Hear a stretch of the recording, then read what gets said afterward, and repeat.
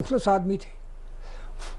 وہ کہنے لگے کہ میں آ رہا تھا شہر سے اپنے ادھر اپنے گھر کی طرف، تو راستے میں جب میں مزنگ میں پہنچا ہوں تو مزنگ کی مسجد سے مولوی صاحب خطبہ جمعہ دے رہے تھے اور ان کے ہاتھ میں ایک کتاب تھی، اور وہ کہنے لگے، قدیر صاحب سنیں ذرا، وہ کہنے لگے کہ یہ میرے ہاتھ میں قرآن ہے، میں آپ کو بتاتا ہوں کہ صدر ایوب نے مرزا محمود کی بیعت کر لی ہے، میں خود دیکھ کے آیا ہوں، میں سرگودے جا رہا تھا، جب ربوہ آیا ہے تو ربوہ کے سامنے، آپ کا ٹائم لمبا ہو جائے گا بہرحال، تو ربوہ کے سامنے ایک مسجد ہے، وہاں ایک گراؤنڈ ہے، وہاں لوگ جو ہیں وہ کھڑے تھے. میں نے کہا یہ کیوں کھڑے ہیں؟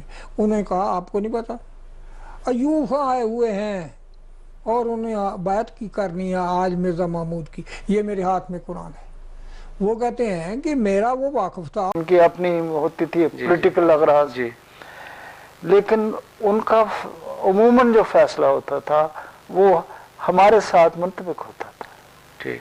یعنی وہ یہ مانتے تھے کہ اس وقت جو صحیح لیڈرشپ ہے اور جو صحیح ہے وہ یہ جماعت احمدیہ کے امام ہی کر سکتے. یعنی بڑی عزت تھی، بہت عزت تو جب یہ صدر کہ یہ مجھ میں کمیاں ہیں. تو بھائی صاحب، حضرت خلیفۃ المسیح ثانی رضی اللہ تعالیٰ عنہ کے حوالے سے جنرل صاحب کے بارے میں یہ ہے کہ وہ بہت محبت اور عقیدت کا وہ میں آپ کو بتاؤں کہ جب میں وہاں تھا تو ایک میں نے معمول بنایا تھا کہ روز کا فضل اخبار میں فائل میں جس طرح آفیشیل ڈاک ہوتی ہے وہ رکھ کے بھیجتا تھا جنرل صاحب کو. جنرل صاحب جی. اور اس میں ان کے پھر ریمارکس آتے تھے اس پہ.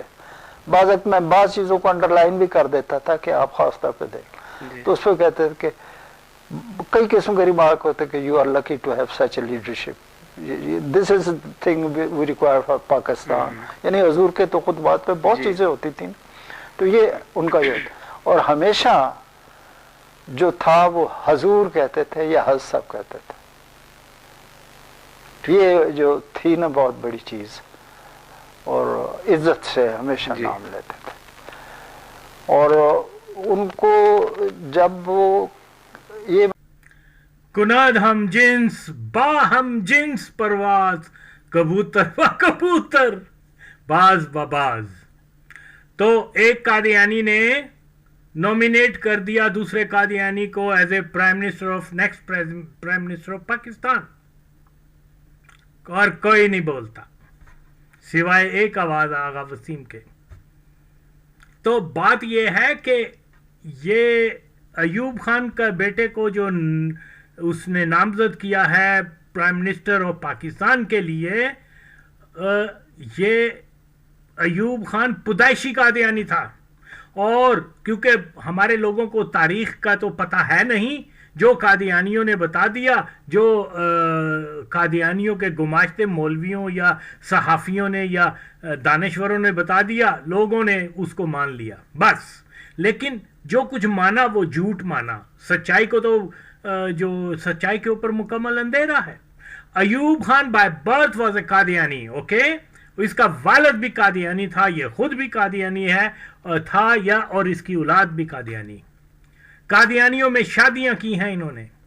تو میں جب کہتا ہوں کہ پاکستان ایک قادیانی تسلط ریاست ہے تو اس کے پیچھے منوں کا وزن ہے، کلو گرام کا نہیں، منوں کا وزن ہے، فیکٹس ہے. تو بات کیا ہے، لوگوں کو تو پتہ نہیں ہے کہ 1953 کی جو موومنٹ تھی اینٹی قادیانی موومنٹ، اس کو کرش کرنے میں ایوب خان ہی played vital role in it, okay. اور یہ باقاعدہ وزیر اکبر خان کے اندر آ کے مسلمانوں کو تھریٹ کیا کرتا تھا کہ ہم تمہیں مار دیں گے، یہ کر دیں گے، لاؤڈ سپیکر کے اوپر اعلان کیا کرتا تھا ایوب خان. تو ظاہری بات ہے،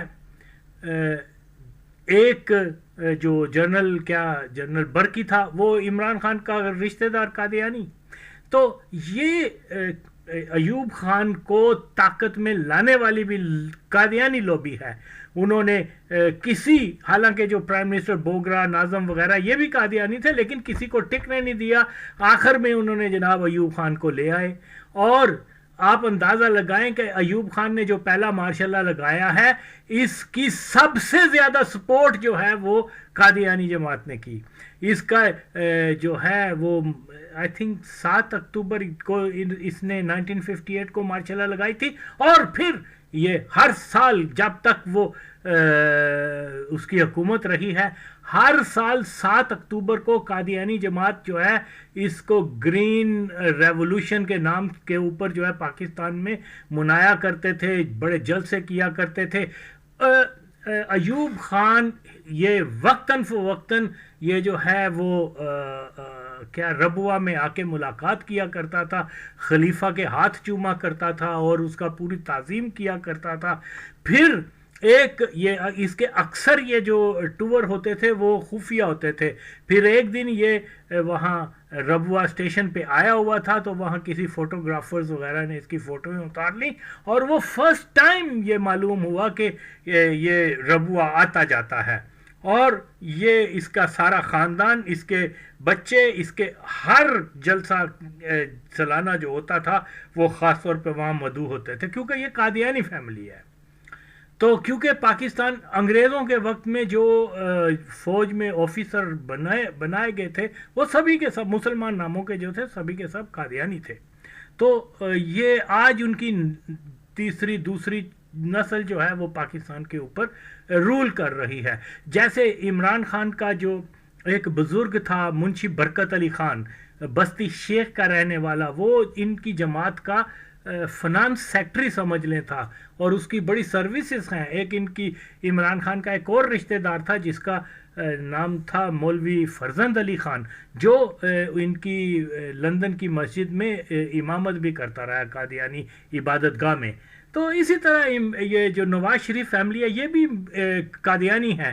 ان کے بزرگ جو تھا وہ امرتسر کا ایک, اس کا نام تھا جیون بٹ, تو وہ مرزا کا کیا بولتے ہیں مرزا کا پیروکار تھا. تو پاکستان کا مطلب کیا, قادیان اور صرف قادیان. اوکے, عوام تو اتنے بے حس ہو چکے ہوئے ہیں کہ سارے فیکٹس جاننے کے بعد کہ عمران خان, اول تو سارے ہی قادیانی ہیں.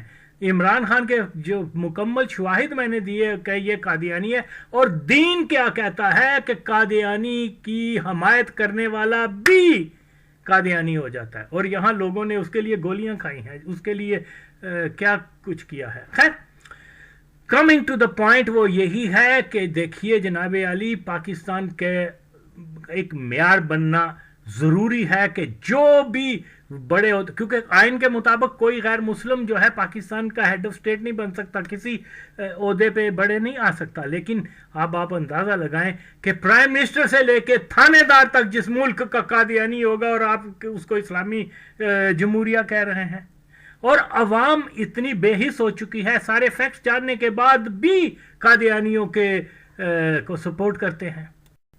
جن لوگوں نے یہ سنا تھا, میرا یہ دعویٰ کہ عمران خان اور دوسرے سارے لوگ یہ قادیانی ہیں, لیکن پھر بھی ان کی حمایت کی, ووٹ دیا, اب شریعت کیا کہتی ہے یہ مہربانی اپنے علماء سے جا کے پوچھیں, تو فارغ ہیں. اچھا, عمران خان کا ایک رشتہ دار جو تھا نا, وہ اس کے نانے کا کزن تھا, وہ اس کا نام ہے محمد حسین خان عرف قابلیہ. یہ 1908 میں افغانستان گیا تھا تبلیغ کے لیے, قادیانی وہاں گرفتار ہو گیا. بعد میں ان سے کتابیں بھی لکھی. تو یہ مطلب اتنے کمیٹڈ قادیانی فیملی ہیں یہ کہ جناب یہ افغانستان جیسے ملک میں چلے گئے تھے قادیانیت کی تبلیغ کرنے کے لیے. اس نے 3-4 کتابیں بھی بعد میں وہ میں نے اور یوٹیوب میں اس کا ڈیٹیل ریفرنس دیا ہوا ہے. تو بھائیو بات کیا ہے, یہ منافقت چھوڑ دو, پھر بول دو کہ ہم نے آئین کو نہیں مانتے. جنہوں نے پاکستان کے عوام کہیں کہ جی ہم قادیانیوں کو جو ہے مسلمان ہی سمجھتے ہیں, سمپل از دس, یہ پھر کہو یہ منافقت کیوں؟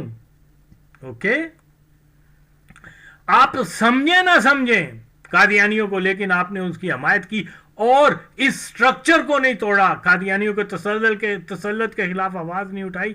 آپ پھر اللہ ہی حافظ ہے. تو پاکستان کا جو بھی وزیر اعظم ہوگا وہ انہی میں سے ہوگا. بہرحال مختصر بات یہ ہے کہ اگر ملک بچانا ہے تو میری آواز بنو بس.